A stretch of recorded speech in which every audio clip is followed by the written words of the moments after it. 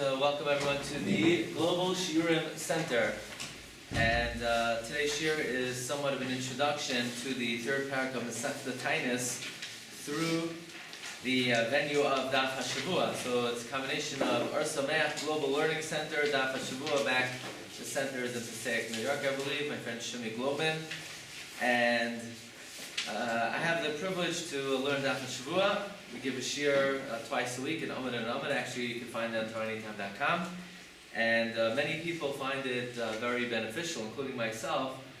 For many, Daf Yomi is wonderful, but it's very hard to keep up with, and it's hard to learn it thoroughly. And many people find Daf Hashavuah to be something that works into their schedule and something that's doable, more able to be accomplished in a meaningful way. So I want to give you a brief introduction to the third parak of Masechta Tainis. The Rashba, the Chida, and others refer to the third parak of Tainis as Parak of the Chasida, the parak of the righteous, the parak of the saintly. And that's because it's a collection of the most fantastic Agana to Gemara and Shas. Miracles, supernatural, chachomim, turning over the world like that. And it requires some introduction. First, I want to share with you really a very meaningful thought that is that we learned from the beginning of the parak. We live in a very confusing world. Who are the truly righteous? If somebody needs something and they have to get their prayers answered, so who do you go to? Who's really a tzaddik? What's the definition of a tzaddik? Who's somebody whose their tefillos have great power? So the parak opens up with the story of Choni HaMagal in the very first Mishnah on Daf Yud and Aleph. The Gemara tells us the story. I'll just review. We've heard it before. They told Choni HaMagal daven that the rain should fall. So he said, "Okay, no problem. If I'm going to daven that the rain's going to fall, the rain's going to fall. No jokes here. Bring in all of your ovens because the ovens are going to disintegrate from the amount of rain." So in the first wide line on Yud and Aleph, the Gemara says he davened and the rain didn't fall. So what did he do? He drew a circle, he stood in it, he says, "God, your children have focused on me. They have hinged themselves on me because I'm like a son in your house. I swear, I will not move until you have mercy on Klal Yisrael." The rain began to drip. He said, no, I'm not asking for a drip. Maybe you're not understanding what I want. I'm talking about real rain. I want the rain to fill up the water cisterns. So the rain came down with great fury. He said, "That's not what I asked for. I asked for pleasant rain. God, I'm not set. Sometimes a person needs, please, I need money. I need $1 million. So the Oisha gives you $1,000. You're happy. No, that's not what I asked for. He had a certain ha'azah, so to speak, to which the Gemara says at the end of the Mishnah that Shimon ben Shetach said, "Had you not been Choni HaMagal, I would put you in Cherem, Mechutzaf." You don't talk to God that way. You ask Him for something, and whatever He gives, you accept graciously. But that's not Choni HaMagal. Choni HaMagal says, "I didn't ask for a drip, and I didn't ask for fury." And the rain came down in its proper way. Apparently, they turned to Choni HaMagal. He must have been a big tzaddik. What righteousness do we see in Choni HaMagal? In other words, what made Choni HaMagal the tzaddik that everyone is turning to him? What was it about him? So I saw an incredible piece in the Ion Yaakov, of Rabbi Glatstein. Rabbi Glatstein was one of the great Achronim. He wrote Shuvas Shmos Yaakov. He wrote Teras Hashlamim on Yoredeya. He wrote he wrote the Choik Yaakov and Hilchos Pesach, and he wrote the Ion Yaakov. And the Ion Yaakov points out, one thing we know about Choni HaMagal, on Daf Chav Gimel, you'll get to it, on Daf Chav Gimel, the Gemara says, Amar Rabbi Yochanan, about 4/5 of the way down, the first one line is B'maaseh, Amar Rabbi Yochanan, Kol Yamav Shal Oisay Tzadik, Hayam Mitztayer Al Mikra Zeh. The entire life of this tzaddik, he was in pain over this pasuk. Shir Hamalois B'Shav Hashem Shivasiyon Hayinu Kachamim. When God will return the captives of Zion, we will be like dreamers, meaning, after Galus Babel, Hashem will return the captives of Zion and bring them back to Yerushalayim, and it sounds like they were dreaming. It's like they're dreaming. Is it possible to sleep for 70 years? Says Ian Yaakov, one thing we know about Choni HaMagil, that if he didn't understand something, he was b'tzayar, he was in pain, he was distressed, it bothered him. And he had a pasuk that he didn't know the explanation for, and how long did it bother him for? For 70 years. That means he spent 70 years being amel, toiling, grappling, bothered. It bothered him. Sometimes we learn something, okay, I don't understand it, what are you going to do? Life goes on. No, for Choni HaMagil, life didn't go on. He was so amel b'Torah that it literally plagued him for 70 years. That was his righteousness, that he cared about his learning. His righteousness wasn't that he sat in a corner somewhere, rolled his eyeballs to the back of his head and went, "Ugh." People don't even know what a tzaddik is. We live in a very confused generation. You need something, who do you go to? I'm going to go to a makubal. Who says the person's a tzaddik? What makes him a tzaddik? Because he does Kabbalah. Who says it's real Kabbalah? Maybe it's fake Kabbalah. Maybe it's Tumah. Rabbi Yaakov Hillel says, people think, oh, I went to somebody, you wouldn't believe what he knows. Maybe it's Koyach Tumah. A tzaddik is someone who is Amel B'Torah, period. Good old-fashioned toil. Someone who rolls up his sleeves and strives and pushes. Doesn't mean he understands. Choni HaMagil didn't know. They went to him, listen carefully, they went to him before he knew the pshat in the pasuk. A tzaddik is not someone who understands Tosfos. It's someone who's bothered to understand Tosfos. That's a tzaddik. That's a tzaddik. But people don't view that person as a tzaddik. We create our artificial definitions of a tzaddik. But that's Pirkei de Chasida. Choni HaMagil's tzidkus was his effort and his toil in learning. He didn't understand it yet.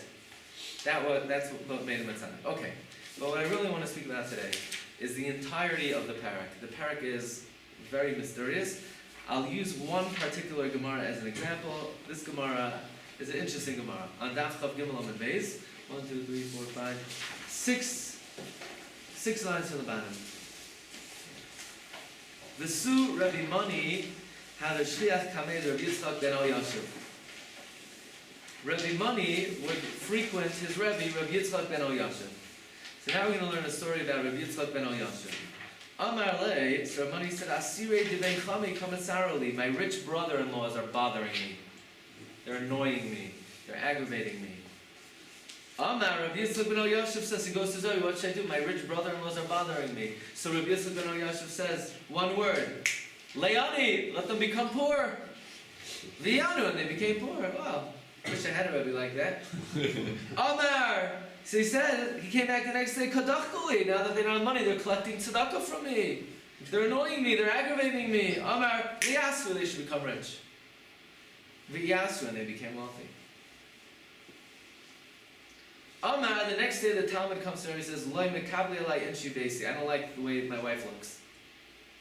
I married her 40 years ago. 40 years ago, whew, she was a kala. But now, she's seen better days. Amar le, so the Rebbe said, Mashima, what's her name? Chana. My wife's name is Chana. It's this Yapi, Chana. Chana should be beautiful again. He comes home, he couldn't believe it. Vanessa Yavasa, she became beautiful. The next day he comes back to Rebbe, but now the Chana's beautiful. She needs my credit card more. Amrale Kamagandara, you know the story? There was a guy, somebody stole his credit card, but he didn't report it. Because the Ganav wasn't using it as much as his wife. Amrale Kamagandara alai. Now she's bothering me. Amrale Hachi Tachsa Chana L'Shacharusa, let Chana go back to her plain looks, B'chazar Chana L'Shacharusa. Tremendous limit in this Gemara, firstly. Listen to what the guy says. My brother-in-laws are bothering me. They're too rich. So he said they should become poor. Now they're bothering more, so they became rich again. My wife, I don't like the way she looks. So she's become beautiful. Bigger problems now. It's a lesson in life. People think, if only, if only this, if only that. Hashem knows what he's doing. Hashem knows if he would give you that, it would be much worse. This is the best situation and scenario you could possibly be in. God has worked out all the options, and he figured out this is the best thing, not for Olam Haba, for your happiness in this world. Now we can't imagine such a thing. So here we're given an insight. Now that the brother-in-law has become poor, it's even more annoying. Now that the wife goes back to when she was 19 years old, it's even worse. Your life is perfect. Now you're not going to understand why. I can't explain to you why. But it is. That's the first thing you see from this Gemara. But here's the next thing you see from the Gemara. Do you ever find in the Nevi'im someone come to Eliyahu, Navi? Eliyahu, I have a problem. Eliyahu just says one magic word and the problem is solved. You ever find anywhere that Elisha, somebody says, Elisha, you know, my kid is dying. Right? Somebody came to the Navi, Elisha, the kid. So why didn't Elisha just say, okay, let him live? You know, pop up. I'm going to tell you a few Gemaras throughout Shas. Try to quote to you where you are if you want to make note. In Baba Kama, Kof Yud Zayin Amud Beis, Rabbi Yochanan thought Rav Kahana was laughing at him. Rabbi Yochanan thought that Rav Kahana was laughing at him. Now Rabbi Yochanan had very long eyelashes. So Rabbi Yochanan lifts up his eyelashes and he sees Rav Kahana giving a little smirk. So Rabbi Yochanan gave him a look and Rav Kahana died on the spot. So Rabbi Yochanan felt bad, so he said, get up, pal. And he came back to life. Gemara Megillah, Zayin Amud Beis. Rabba and Reb Zera were eating the Purim Suda together, so Rabba mistakenly shachted Reb Zera. They both woke up in the morning after their drunken stupor, and Rabba said, Oy vay, excuse me. Right, so he brought Reb Zera back. So Rabba said, the next year invite Reb Zera. Reb Zera said, I have other plans this year. Ksubis, Samach Beis Amud Beis, Reb Chananya ben Chachinai. He got married, so the woman said, look, I don't want a learner, I want a long-time learner. You're going to learn for 12 years, right? So he said, no problem. He goes off to learn for 12 years. He said, wait for me, don't go anywhere, you know, I'm coming back. He came back, she waited for him. She waited for him dead on the couch. He came back, she was dead. He said, get up already! And he brought her back to life. More than that, the Gemara says that all the Amoraim, Gemara Avodah Zarah, had the capacity to bring somebody back to life. Zutar the Ismacha, the lowest among you, the Gemara says, had the capacity to bring someone back to life. Really? How many people in Tanakh had the ability to bring someone back to life? Did Abraham ever bring someone back to life? No. Did anyone in the Chumash bring anyone? In the entire Chamisha Chumash Torah, do you have any instances of Tchias HaMesim? Zero. How about in the Yeshaya, Yechezkel, Yirmiyah? Nope. Only two people in the whole Tanakh. Eliyahu and Elisha. And even when Eliyahu and Elisha did it, Elisha had to close the door, he had to put his eyes on the eyes and mouth on his mouth, and it was a whole process. He obviously didn't have the trick of just snapping your fingers that the Amoram did. The Gemara says, Yadana de Zutar B'cha could be Mechayim Esim. What's going on?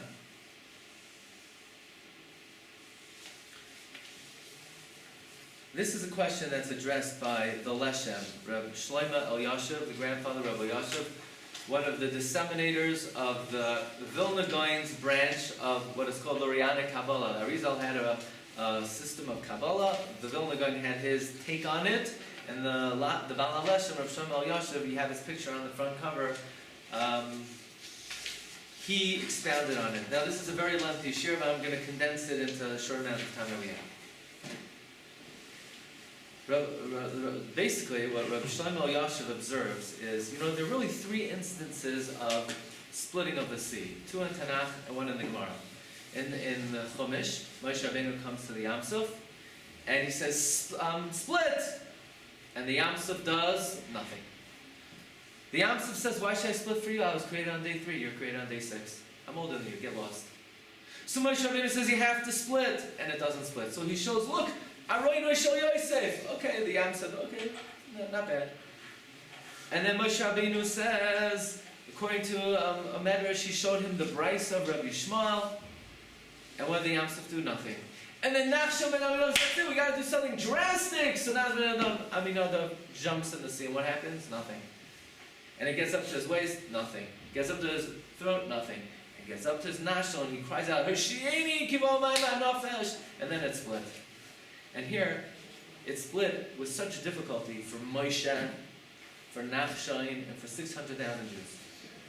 And then Yehoshua ben Nun comes to the Yarden a little while later. And it's much easier. Yehoshua ben Nun comes to the Yarden, he tells the Kohanim, put your feet in the Yarden, hold the Aron, right away. Wait a second. How could Yehoshua have accomplished this task much easier than Moshe Rabbeinu? Moshe Rabbeinu was much greater than Yehoshua. Moshe was like the sun, Yehoshua was like the moon. And yet Moshe was able to, what it took Moshe great difficulty to accomplish, Yehoshua ben Nun seemed to have done it much easier. So the Archaim HaKadosh asks this question. Archaim HaKadosh says, well, there's a big difference. Kan koydem haTorah, kan la'achar haTorah. Before the Torah was given, there's something called nature. God created the world. The world operates with certain rules. Rivers flow, seas stay. You want to split it, you need to override the system. To override the system, it's very difficult. So Moshe Rabbeinu had a hard time splitting the sea. But the world was created for the Torah. So the Torah is literally the keys of creation. So once the Torah was given in the time of Yehoshua ben Nun, now the sea had an easier time to split. But here's where it gets really difficult. Because there is a third instance of the splitting of the sea, and that is in the Gemara in Chulin. It's number 1 on your sheets. The Gemara in Chulin says that Pinchas ben Yair was going to do the mitzvah Pidyon Shvuyim, and he met up with the river Ginoi. He says, split, so the river talks back, because you know what? If you could talk to a river could talk back to you. And the river says, I'm not going to split. You're going to redeem captives. Maybe you'll be successful, maybe you won't be successful. I'm also doing the will of God, flowing. I, by flowing, will definitely be successful. So, ein safek moitzi midei madai. I'll do my job. You don't even know if you'll be successful. So Pinchas ben Yair says, if you don't split, I'll dry you up for good. Oh, okay, fine. And the sea split. And then Pinchas ben Yair says, you know what? There's a guy who's accompanying me. He's doing a mitzvah. He's carrying wheat for the current Pesach. Split for him now. And it split a second time. And then Pinchas ben Yair said, well, wait a second. We have an Arab accompanier, and he's schlepping our stuff. It's not derech eretz. It's split for me, it's split for the other guy, not split for him. Split for the Arab now. Otherwise, you won't exist anymore. And the sea split. Says the Gemara, Pinchas ben Yair was able to do what Moshe Rabbeinu couldn't. The river, not the sea. Thank you. Good point. It was a river. The river split. But I want to tell you something. It's not easier to split a river than to split a sea. They're both equally as difficult to split. But be it as it may, here's the question. How could Pinchas ben Yair do what Moshe Rabbeinu couldn't? The Gemara says, look, Moshe Rabbeinu stood there with 600,000 Jews and he said, split. And the sea didn't split. And Pinchas ben Yair stood by the river and he said, split now, and it split. It seems like Pinchas ben Yair had an easier time splitting the river even than Yehoshua ben Nun. So we have 3 stages in Jewish history. We have pre-Torah of Moshe Rabbeinu, which was nearly impossible to accomplish. We have post-Torah of Yehoshua ben Nun, which was a little easier. And then we have the era of the Tanaim and Amoram. And it would seem, like from the Gemara of Rabbi ben Yasha that we quoted earlier, and from this Gemara of Pinchas ben Yair, that these Amoram had a mighty easy time changing nature. I'll give you a couple stories. Here's one instance that's, I guess, b'siyata d'shmaya, something that came to me. The Gemara in Ksubis Samach Beis Amud Beis. Rebbe's son went to learn in yeshiva for 12 years. He came back, his wife couldn't have kids. She was too old already. So what did he do? He said, have kids, and she did. Why didn't Abraham tell Sarah, Sarah, have kids? How could Rebbe's son's prayers have been more effective than the prayers of Abraham and Sarah? Eliyahu Hanavi, he wanted to make the rain fall. So God says, make the rain fall? Hashem played a whole game with Eliyahu. Hashem said, Eliyahu, pick which key you want. You want the key of the revival of the dead, or you want the key of rain? But you can't have both. Eliyahu needed to revive a kid. So Hashem said, but you just brought a drowned. So if you give me back the key of rain, and I bring the rain, then I'll give you the key of revival. So Hashem had to make a whole negotiation. Eliyahu had a difficult time bringing the rain. And Amemar says in the Gemara Tainis, that if not for the fact that the world needed the rain, I would abolish the concept of rain. Elio couldn't abolish the concept of rain. So what we're noticing is, if you look throughout the pages of Shas, the Amoram had a much easier time changing nature than even the Nevi'im and Nevi'im and Ksuvim. So you say, oh, maybe they were greater. No, that's incorrect. I'm going to quote very quickly 5 sources that as the generations decrease, the caliber of our connection and the caliber of the gadlus of the tzaddikim also decrease. The Gemara in Shabbos, Kufyud Beis Amud Beis, Im Rishonim b'nei Malachim, Anu b'nei Anashim. If the early ones were kings, we're like people, and if they were like people, we're like donkeys. And the Gemara says, not the donkey of Pinchas ben Yair. Pinchas ben Yair's donkey was a righteous donkey. There are many righteous donkeys, by the way. No, but the donkey of Pinchas ben Yair would not eat tevel. The donkey of Pinchas ben Yair was Zohar and Kashrus. The Gemara in Eruvin, Nun Gimel, the Gemara says, if our hearts, the hearts of the early ones were open like an ulam, and the hearts of the later ones are open like the heichal, and our hearts are open like a needle. Meaning, if you want to know the vastness of mind of us compared to them, their minds are open to the heavens, and our minds are really open, very small. So let me tell you the upshot. There are another 2 Gemaras, but for the sake of time, the Baal HaLashon says the following earth-shattering chiddush, and that is, the main Torah is the oral law, the Torah Sheba'al Peh. The explosion of Torah Sheba'al Peh occurred in the times of the second Beis Hamikdash. When the Jews returned from Babel, they were in very bad shape. They almost disappeared. If you read the Navi Ezra, you'll see the intermarriage rate was terrible. They didn't even know necessarily what a sukkah was. Klal Yisrael's knowledge of Torah had slipped away almost completely. Why? What happened to them? The answer is what happened to them was the oral law had not been developed yet. For example, they had not made decrees against the bread of Goyim, or the oil of Goyim, social interaction with Goyim. The Torah Sheba'al Peh had not yet been operating using the 13 principles, Yud Gimel Midah Shatar Nidreshes Lahem. Says the Baal HaLashon, in the times of the second Beis Hamikdash, the heavens opened up for the Tanoim and Amoram, and God allowed them to employ many methodologies of Torah Sheba'al Peh, Gzeira Shava, Kal V'chomer, Binyan Av. Not that they were not known before, but they weren't being utilized before. And God, for reasons that are beyond our understanding, decided to give over to that generation, Tanoim and Amoram, the code of the oral law, the methodology of the oral law, the process of the oral law. And the Torah Sheba'al Peh exploded. And as we learned, the world is controlled, the keys of the universe is the Torah. When God gave over to the Tanoim and Amoram the keys of the oral law, along with it came the control over the universe. And the Tanoim and Amoram were able to do what the Nevi'im were not able to do. Not that they were greater, and not that they were closer to Hashem. I believe Rav Moshe Shapiro explains that when the Nevi'im were around, God was so close to the Nevi'im, so God says, I'm close with you, I have the controls, I don't need to give it to you. In the times of the second Beis Hamikdash, we were much further from God, we didn't have Shekhinah. God says, I'm out of here. I'm out of here, here, take it.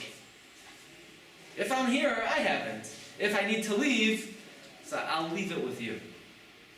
But because Rebbe Hashem gave over to Klal Yisrael the oral law, as we see it, the Mishnah and the Gemara is an explosion of the oral law.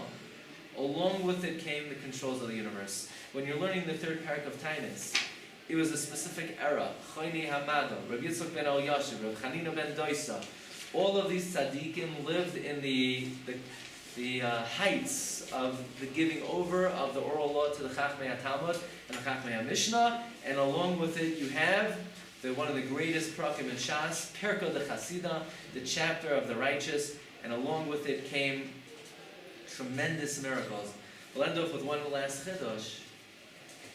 You know, the Gemara says in Yuma, Samach Tes Samach Beis, Sanhedrin, Samach Daled, that the Chachamim said, God, the desire for Avodah Zarah, it's too strong. Let's abolish it. And God said, no problem. And they said, let's abolish the desire for arayos. And Hashem said, okay, I'll give it to you, but look what happens. And the Gemara says the world went haywire. I have a question. Do you realize what they davened for? They davened to abolish the desire for avodah zarah, to change the reality of the world. Why didn't Avraham Avinu daven for that? Why didn't Moshe Rabbeinu daven? Why didn't Moshe Rabbeinu daven? Rebbeinu Shalom, the Klal Yisrael was traveling to Moav. What? Baal Pa'ar is a big taiva. Just be mevatel the desire for Baal Pa'ar. The answer is Moshe would never had the chutzpah to ask for such a thing, to daven, to abolish the Yitzhar for something. But says about Halashim, these Tanam and Amaram, when they were given such access to the oral law, and thereby control of the universe, that gave them, so to speak, the audacity to ask the Ribbon Shalom to literally change human reality. And Hashem did. One last Chiddush, this time for real. There's a klal in Shas, that when Yoshua ben Nun came into Eretz Yisrael, he sanctified Eretz Yisrael, and it was only sanctified temporarily. Kitchel Rishayna, Kitchel Shaita, V'loi Kitchel Asud Lavai. But in the coming of the second temple, we say when they sanctified Eretz Yisrael, it was Kitchel Shaita, the Kitchel Asud Lavai. The sanctification of Eretz Yisrael from the time of the second Beis HaMikdash is for eternity. Meaning, listen carefully, that means when the Goyim came in and destroyed Eretz Yisrael in the times of Nebuchadnezzar, if you would go live in Eretz Yisrael, there was no Kedusha in Eretz Yisrael. The Kedusha left. Kidsha Rishayna, Kidsha L'Shaita, Ve'loi Kidsha L'Asad Lavai. Kedusha left. What about today? We're in Galus. If you go to Eretz Yisrael, does Eretz Yisrael have Kedusha? Yeah! Who did it? Ezra. How could Ezra do what Yeshua ben Nun couldn't do? The answer is this principle. In the time of the second Beis HaMikdash, they were endowed with extra Kayach HaKedusha through the control of the oral law, and thereby they were able to accomplish and perform feats that were never been able to accomplish in history. And what do we have now? What do we have now? Very little, right? But maybe we could add. So I gave this shiur at Gateways over Pesach. So it was, I thought it was going to be like real revelation to everyone. It's a big chidushim. And there was someone sitting there and said, "Oh no, this is one person who probably knows this. Rabbi Tatz is there." So I mentioned to him. Actually, the explanation I gave from Rav Shapiro is what Rabbi Tatz told me. So that Rav Shapiro explained the Leshem this way. The Leshem doesn't say that. But anyway, maybe we could suggest, I mentioned this to Rabbi Tatz, he seemed to concur, that, you hear these stories about these sages in Sfas, in the 16th century, the Arizal, the Ramak, Reb Chaim Vital, and the miracles that they were performing are indescribable. It's like even more than in the third Parsha of Tainus. How do you explain that? Well, maybe with the same phenomenon of the Leshem, that for whatever reason God decided that era in Sfas should be the era in which the Kabbalah comes down to the world, which is an even greater form of knowledge, in a certain sense. And along with that giving of Torah, that period of time, came along with that certain control over the universe that maybe until then people did not have access to. But be it as it may, I think one important thing we see is we have the Torah. The control of the universe is in the Torah. We may not be on the level to access it, but the latent nuclear energy that exists in Limudat Torah is so incredible and so powerful, and it's our source of life. As Rebbe Shalom says, "Oirach yomim b'mino, esmol lo'osh v'kavod." May we all benefit from the blessings of the Torah. Thanks so much for listening. Bracha v'atzlacha. Shkoyach.